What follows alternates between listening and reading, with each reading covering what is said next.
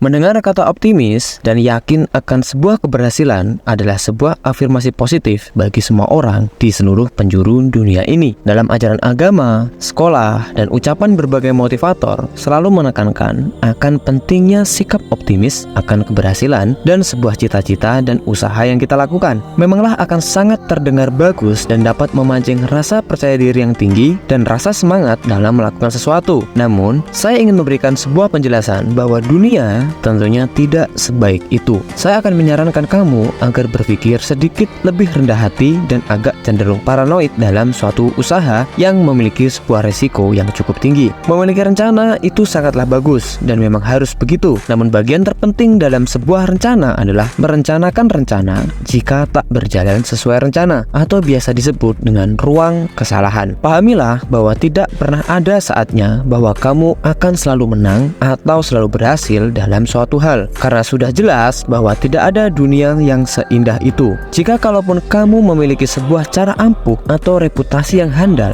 kamu tetap akan melawan hukum keberuntungan. Berpikir optimis itu mungkin sangatlah bagus dalam bidang tertentu, namun izinkan saya menjelaskan bahwa hidup kita akan selalu dipenuhi dengan ketidakpastian. Seperti kata pepatah bijak yang mengatakan bahwa besok adalah sebuah misteri. Saya tidak bermaksud membuat kamu untuk selalu cenderung bersikap konservatif atau selalu ragu-ragu dalam bertindak. Namun layaknya sebuah mobil yang dapat melaju kencang, kamu pasti akan tetap membutuhkan pedal rem untuk mengendarai sebuah mobil. Karena tanpa adanya sebuah pedal rem, maka kata kecelakaan akan membuatmu terus khawatir dan menghantuimu. Hal tersebut juga berlaku dalam hidup dan pola pikir kita. Banyak sebagian dari kita memiliki optimisme buta dan melihat sebuah rencana di ujung akhir yang selalu indah dan sukses. Namun, apa jadinya jika hal tersebut gagal dan tidak sukses? Maka akan sama dengan sebuah kecelakaan. Kebijaksanaan tertinggi dalam memiliki sebuah ruang kesalahan adalah mengakui bahwa tak semua rencana pasti berhasil. Tidak semua usaha pasti sukses dan membuahkan sebuah hasil. Pikirkanlah dengan bijak ketika kamu ingin melakukan sesuatu. Siapkan cadangan ruang kesalahan dalam melakukannya. Katakan dengan diri sendiri,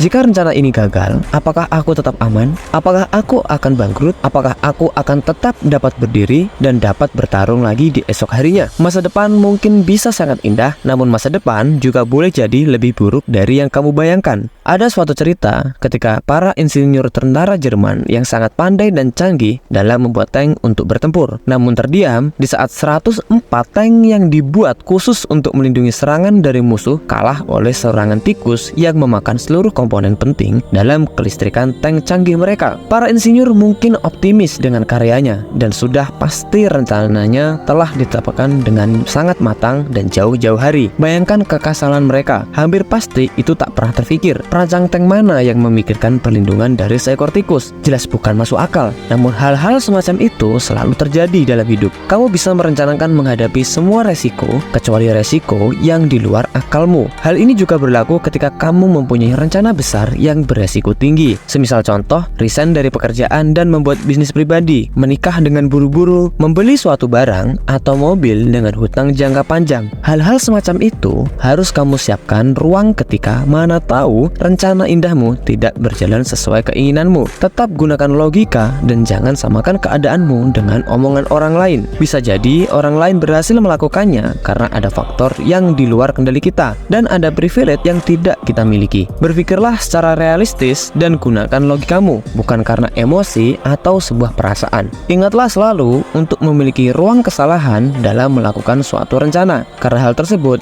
akan mampu menolongmu jika hal yang dibayangkan tidak seperti yang kita duga. Terima kasih sudah menonton video ini dan sampai jumpa di video selanjutnya.